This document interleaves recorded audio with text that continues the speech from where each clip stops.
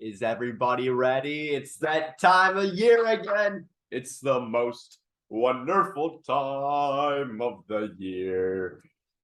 That's right. It is time for the Bruins to suit up for yet another round of NHL for yet another NHL season. Welcome back to the channel, everybody. My name is Hunter Becks. I changed it over the summer because I realized that I feel like the name Becks just fits a little bit more. Anyway, so I probably should have kept with the I probably should have made videos about every single little preseason game, but one, that sounded like work that I wasn't willing to do. I'm kind of swamped with homework at this point, and two, it was kind of hard to find the games at some points. It's either they were sometimes they were it's hard to change channels in at Bridgewater State. It kind of sucks. Anyway, so what I have with me right here is a tweet from 5 minutes ago. With a tentative view of the Bruins starting lines for the 2022-2023 NHL season. So we're gonna go down them. Gonna see how I'm feeling about them. So first up, we have on the top line we have the Hall, Bergeron, and DeBrusk line. This is just gonna be until Marchand is back in the fold. Looks to be around the end of November, around the start of December, something along the lines of that. But Hall, Bergeron, DeBrusk is what the line is. Fuck, sorry. With how well DeBrusk played in the middle of last season, I support him being on the top line. Bergeron, top line, any day of the week. You can put him on the top line 7 days out of 7, and it wouldn't make a difference. It wouldn't make a difference. It's like everybody thought that last year was gonna be his last ever. And what does he end up doing? He ends up putting up one of the best defensive forward season that we've seen since about 2007 from Pavel fucking Datsyuk. And Hall on top line also makes sense. I mean, sorry, Hall on the top line makes sense as well. I think that Hall. I mean, he's not going to be the same Hall that we saw in 17-18. No way. No way is he going to ever be that guy again. You're not that guy, pal. Oh, trust me, you're not that guy. Yeah, I'm coming off from being sick earlier this week as well. I'm coming off of being sick earlier this week as well. Well, stay safe, everybody. Everybody, it's not that time where the weather changes really weird and it's getting chilly, and then you're hot, and then you're chilly again. It's a fucking Anyway, Hall on the top line makes sense for right now. I think that he is absolutely deserved top line minutes on this team. Now, second one, the Czech line. We got Pavel Zacha, David Krejci, and David Pastrnak. I think that Pastrnak and Krejci speak for themselves. But to quote the Hell's Kitchen meme, Krejci and Pastrnak can speak for themselves. They know who they are. Zacha, on the other hand, I feel like had a really good showing in the preseason this season, and I think that honestly he had great puck retrieval skills. I think that he can Yeah. I know people were floating in the idea of him being on the top line. I feel like this might make a little bit more sense. I feel I mean, he's still trying to live up to the expectation of being drafted 6th overall in 2015, which now that I think about it, getting Zaboral, DeBrusque, and Zaka out of 2015. Yeah, I know. Yeah, I know. We had Senshin. But you know what? We don't have Senishin anymore. We have Zaka. And you know what? I think that might be a little bit better. I think that might be better. Sure. And honestly, I feel like on this line, Zaka can produce really well. I'm ready to see Zaka Waka Flocka Flame. I'm gonna go to hell for that one. Now, onto the third line. We got we're kind of seeing the dissolution of the teeny bopper line. The 11, 12, 13 I can count line. And because we still have Coyle and Smith, we still have 12 and 13, but now we have AJ Greer.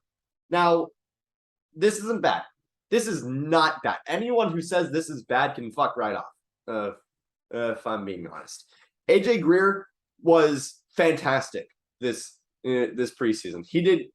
He's been floating around from team to team for a while.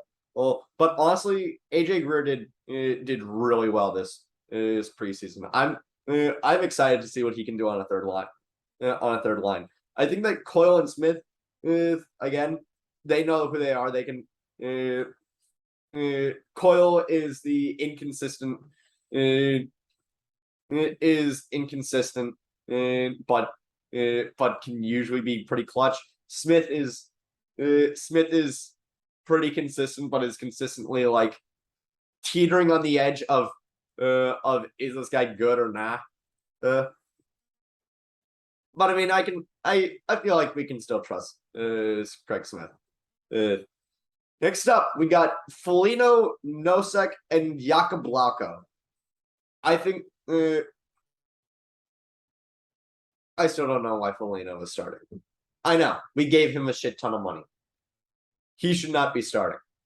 Foligno should be on waivers. I feel like Foligno does not deserve a starting roster spot on this team. Because under him we got Frederick, Studnicka, Wagner, even guys that didn't really have a good showing in the preseason, like Fabian Lysell. Oh, I feel like I would feel more confident putting Lysell in a starting roster position than I would putting Foligno in a starting roster position. I think that Lysell is going to come up some point in the season. There's no way that they're not going to bring him up. However, Foligno is not going to be good. Foligno's cooked. He's not going to have another.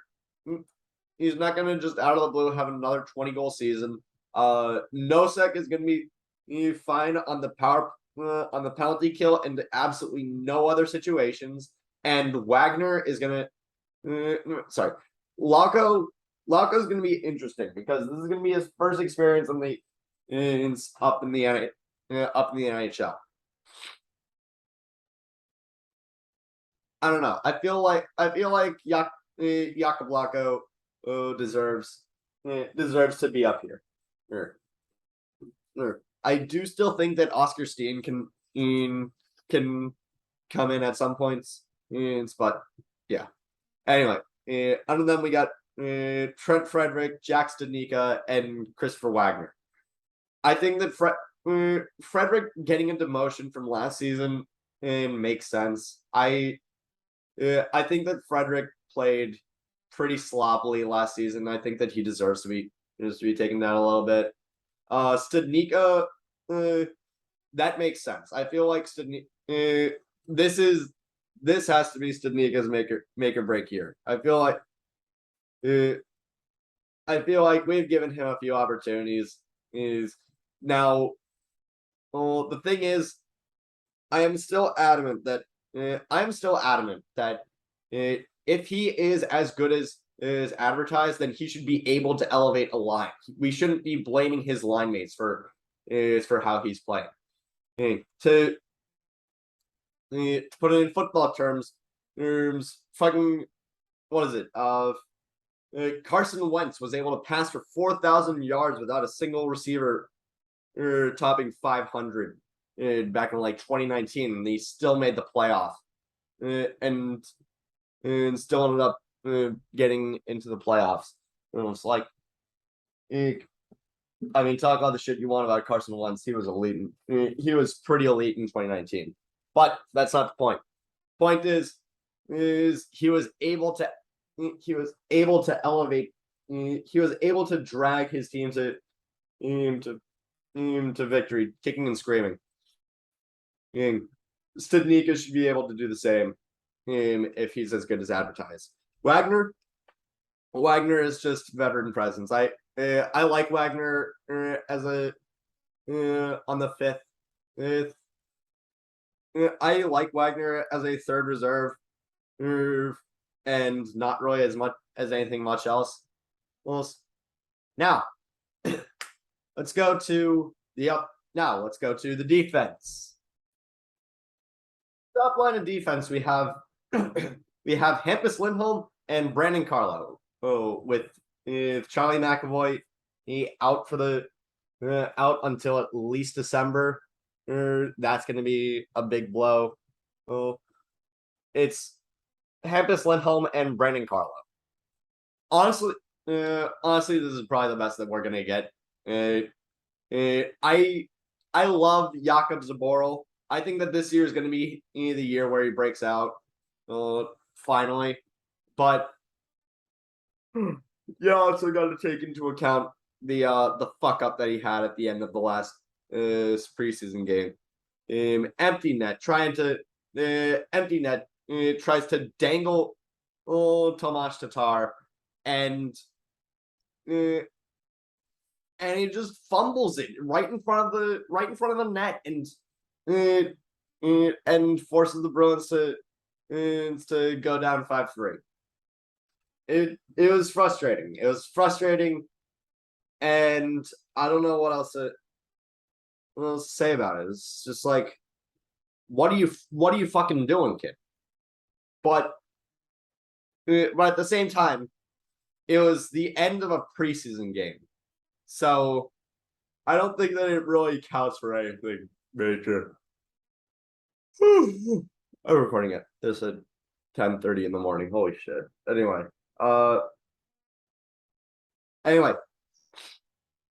Lindholm on the top makes all the sense in the world. Carlo on the top, I'm not particularly happy about it, but at the same time, I'm not particularly sad about it. Like, we got to have someone on the top pair. McAvoy is out for a good few months. Grislick is also out for a good few months. But Carlo on the top line, I don't know. Part of me still feels like Carlo is inconsistent, is just maddeningly inconsistent. But I don't know. Anyway, next lineup, we have Derek Forbort and Jakub Zboril.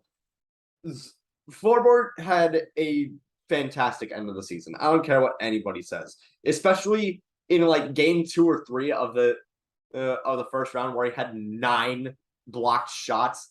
Fucking amazing work from him. He had the dude was putting himself out at all times. He was amazing. However, I don't think that. However, he was also one like, all right, which Forbort are we going to get tonight? Are we going to get 9 blocked shots Forbort, or are we going to get, like 15 minutes to log a -3? Forbort. And Jakub Zaboral, well, we didn't really see much of him last year because he tore his ACL. But seeing him in the preseason, he did not look like he was coming off a torn ACL. He looked like he was skating his ass off, especially in that first preseason game. He looked incredible, in fucking impeccable. I loved watching in Jakub Zaboral this preseason, and and and I feel like the second line is going to be a stomping grounds.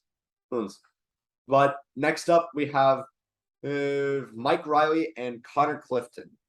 I'm not gonna lie, part of me is still a little bit on the fence about Connor Clifton. I still remember the Leafs game I still remember the Leafs game that I went to with Tanner like 3 days before my birthday this past year, where he gave up where he was responsible for at least 3 Leafs goals. It was fucking insane. Fucking insane. I hated it. I don't think Clifton does have some talent.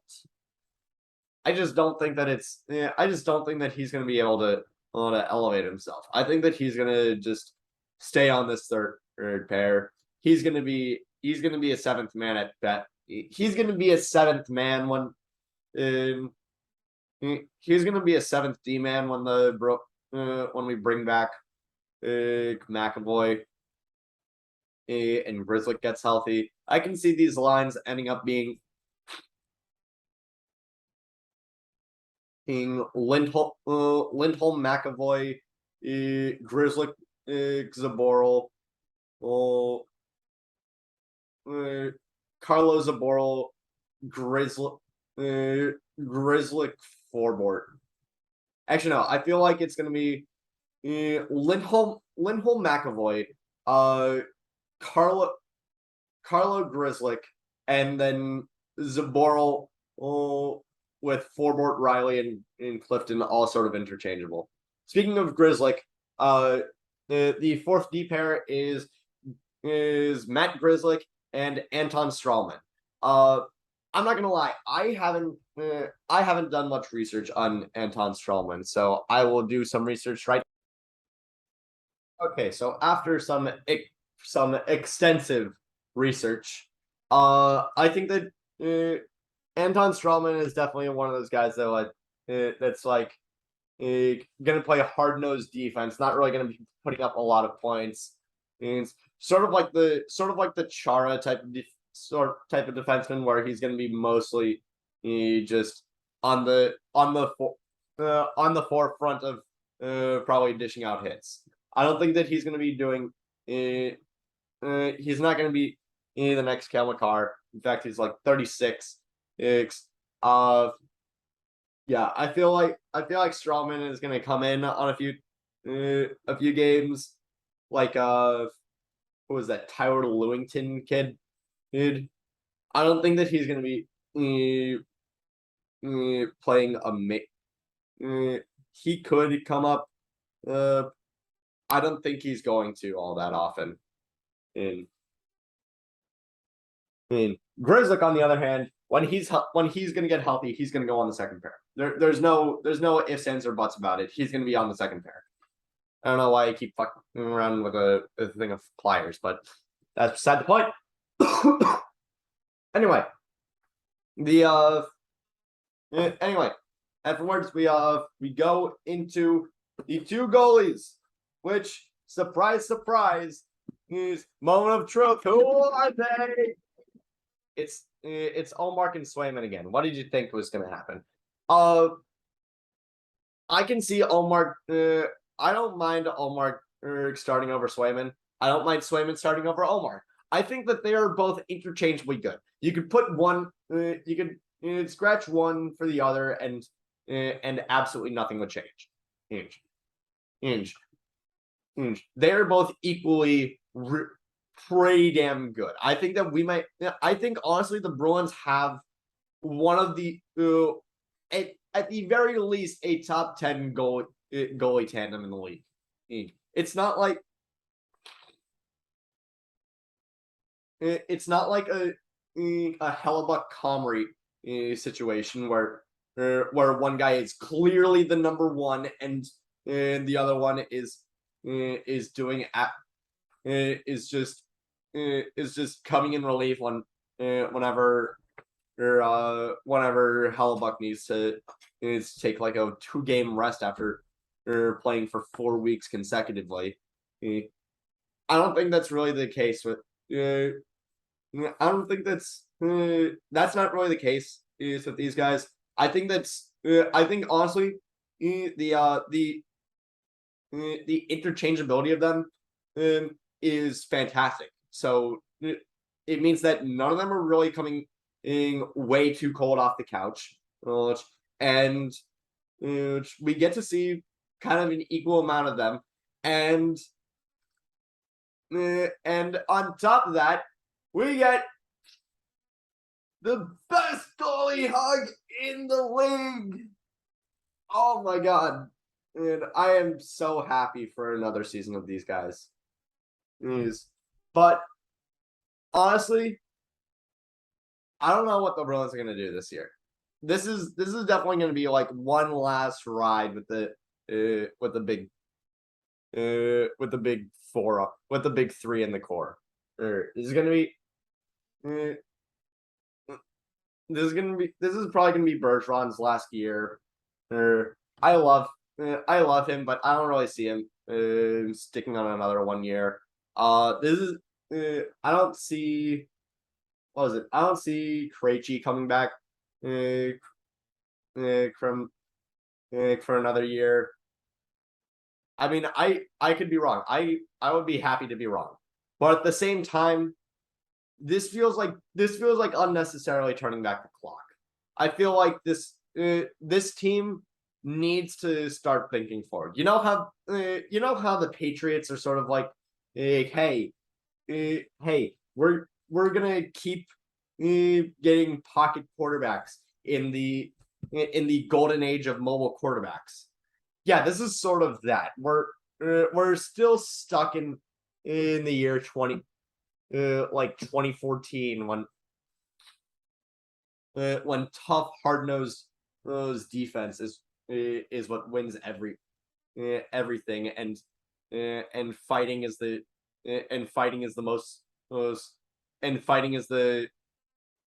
coolest thing you could do as a hockey player. I don't know. I feel like the Bruins are definitely behind the times, and this season might show it. I don't think that the Bruins are going to do bad. I think that the Bruins have a chance to go back to the playoffs, but I don't think that they're going to do well. I think they're going to see another first round exit. Is the thing, but I don't know. I could be wrong. The Bruins could end up playing fantastic this season. We could end up winning the whole thing. However, I invite you to look back at 2011 for me. I invite you guys to look back on that. I don't think that. Who else did we have on that team? We not only did we have the usual suspects. We had Tuukka. We had Timmy Thomas. We had Timmy Thomas being the best goalie in the entire league for like 4 seasons straight. We had the usual playmakers. We had Bergie, Marshy, Krejci. We also had who was it? Daniel Paille, and Chara. But we also had young guys. We also had guys like Nathan Horton and Tyler Seguin. We all now Nathan Horton, God rest his soul. I loved Nathan Horton, and I will forever hate Aaron Rome for absolutely destroying his career on that shoulder check. That was disgusting. It is still to this day the worst hit I have seen in my entire life. Eh, eh, eh, I think that the only thing that comes close to that is Josh Topuo absolutely slamming Tua Tagovailoa onto the field a few like a week and a half ago to give Tua his second concussion in the span of 5 days. Horrible. Anyway, we don't have that birth of amazing young talents. Lysell had a kind of lackluster showing in the preseason, and yes, I know that it's only a showing of only 5 games, 5 games where everybody's playing, where nobody's playing their where nobody's playing their starters until like the last game. But I don't think that it really matters. But I don't think that it really matters. We don't have like spectacular young talent. We don't have. We're 2 days away from the start, and who's the youngest on, and who's the youngest on the starting roster? I think it's Jakob Lauka. We need guys like Beecher to come up and perform. We need guys like Lysell to come up and perform. We need guys like Jack Ashan to come up and perform. Speaking of which, I feel like he should have. I feel like he deserved just a little bit more. I like Jack Ashan. Fuck you. But that's really it. I don't really think that there's much else to talk about here. So, thank you all so much for watching this video. Thank you all so much for watching this video. Quick like if you like, quick subscribe if you really liked it, and make sure to tune in to the Bruins first game on Wednesday night at 7 p.m. against the Washington Capitals. Let's kick some OV ass. I bet $100. Thank you all so much for watching. Take